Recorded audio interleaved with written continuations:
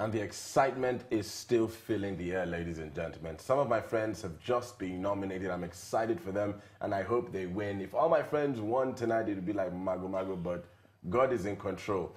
Anyway, you can follow us on social media, join the insanity going on online right about now, TFAA 2017. That is the hashtag. Yes, indeed. And to keep up with all of our talented and beautiful nominees, you can check out their profile on our website. The web address is awards.thefutureafrica.com. And ladies and gentlemen, joining us now is a woman who won the Young Person of the Year back in 2010, our biggest category here at the Future Awards Africa. Her name is Dr. Ife Anyoba. She's also a senior research scientist and a principal investigator. Welcome to the show. Thanks for having me. Thank you so much for making that time to be here with us today. It's a pleasure. You were the winner of the biggest category in 2010. Yeah. Tell us how you felt about it back then. It was absolutely amazing. I wasn't expecting it because I think at the time science wasn't something that was so popular amongst the youths. And I wasn't expecting to win because then I'd won the Young Person, the Best Use of Science Award, and I just thought, that's it, you know. And all of a sudden, my name got called out, and I got really shocked. So it was really lovely.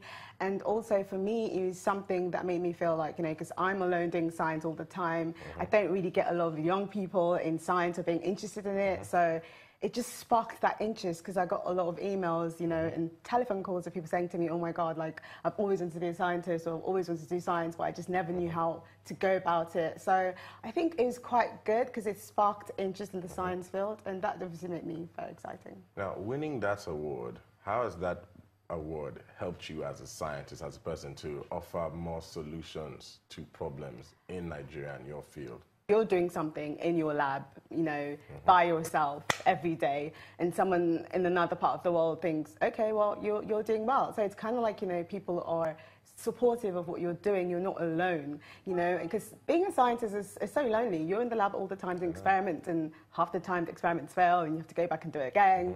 So I got that sort of like nod, you know, like, you're doing good, we really like what you're doing and we support you. It was more supportive, especially coming from Nigeria, because, I mean, I did that whole science thing in England, and Nigeria, it's not really, you don't really... We're not the science... No, we're not very science conscious, to say. And so it was quite positive, I think. It was very positive. And I'd love to know, you know, in terms of young people who want to get in science, because, you know, as you were saying, it's not something that is like the sexiest subject. Science is, you know, thought of as quite, you know, very academic and, you know, quite specialist in a sense. So what advice would you give to young people who do have a passion for science and want to pursue it when they're older at a professional level? I think science is sexy. I don't know what you're saying. I think science is very sexy. If you actually, a lot of TV shows, you know, from Heroes to, I can't remember. Hulk, the Avengers. Everything, like the whole superhero thing, Spider-Man, is about genetics. You know, spider bites him, and then the spider's DNA gets incorporated into him, and he gets spider abilities, you know. It's all cool, and it's just the way we package it to young people. So I think what I'll talk about is, in the Nigerian context, children aren't allowed to be curious. You start to ask questions, especially when you're a girl. Don't ask questions, shut up, you know. It's not nice because it doesn't sort of like allow for curiosity. And so when you allow your child curious, they start to ask questions, and that's literally what a scientist is. You become curious about things and then investigate it till you find the answer to it. That's just basically what it is. So if people can start from just being curious and, you know, embracing all of that, then I think that's like the baseline. But in terms of actually going into the sciences, there's so many things you can do, you know. I know people think that scientists are just geeks, but I think I'm cool, like, personally. So, you know, I have different things, like I love poetry, I love movies, I love to dance, I love fashion. So you don't have to be just doing science. You can do so many other things. Quite, you know, it depends on your personality as well. So if young people wanted to go into it, I think they should be encouraged, especially because Nigeria has a lot of diseases. And so in terms of infectious diseases, we need scientists to be innovative, and you don't have curious minds growing up, then we're not going to get so far. Fantastic. So Dr. Anyoba, it's been 7 years since you won the Future Award for Young Person of the Year, all the way back in 2010. So what have you been up to since then? Quite a lot, actually. 7 years is a long time. So I finished my PhD. Congratulations. And I've been working for quite a lot of organisations. So I've gone to Swaziland to work for a few years. Wow. I've also consulted for big organisations, from, you know, pharmaceuticals to NGOs. Also, I've been quite involved in innovation, and I got recognised, I think it was last year, by the Mayor of London. So I'm quite innovative with science because I just don't think that you should just be a scientist without actually impacting people's lives. So at the moment, I'm in Nigeria doing malaria research, and the whole idea is to understand what the circulating malaria parasites are in Lagos State.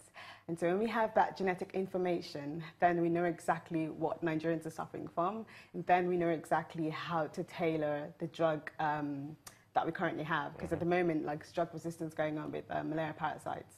And so if we get to a point where drug resistance happens, then people will be dying of malaria, and we don't want that. So as part of my PhD, I came up with a solution that actually allows us to track down resistance as it's happening. So it's specific to the African continent, actually. So it's going to be a very useful surveillance tool, so people can go in the lab and check it out and see, okay, is this resistant or not? And it's important for us to know that, because if we have to control resistance, then that would be good, because there's no new drugs in the development pipeline. So that's really important for that. Yeah. So, but that's kind of like in summary, but I've been quite up to so many things. One of the things that I've been involved in is an organisation called AfroScience, which I founded, which actually mentors young girls in science. Because, you know, growing up, I've only been the only girl or black person really in any class, and I realised that the reason why young girls aren't really interested in science, young African girls, is because they don't really have role models, and they don't see us on television, or they don't even hear about us. So that program has actually been going on in Nigeria for about 6 months, so hopefully you'd hear about that in the future. Congratulations on everything you achieved and everything that you're continuing to do. Thank you so much. Thanks. And let me just say this, you know, for the benefit of everyone watching this right about now, we need more people like yourself.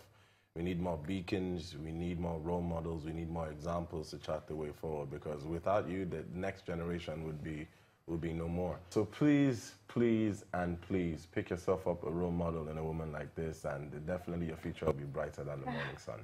Now, Dr. Ife will do us the honors in announcing the nominees of our biggest category of the year, the Future Awards Young Person of the Year 2017. The nominees for the Future Awards Africa Young Person of the Year for 2017 are...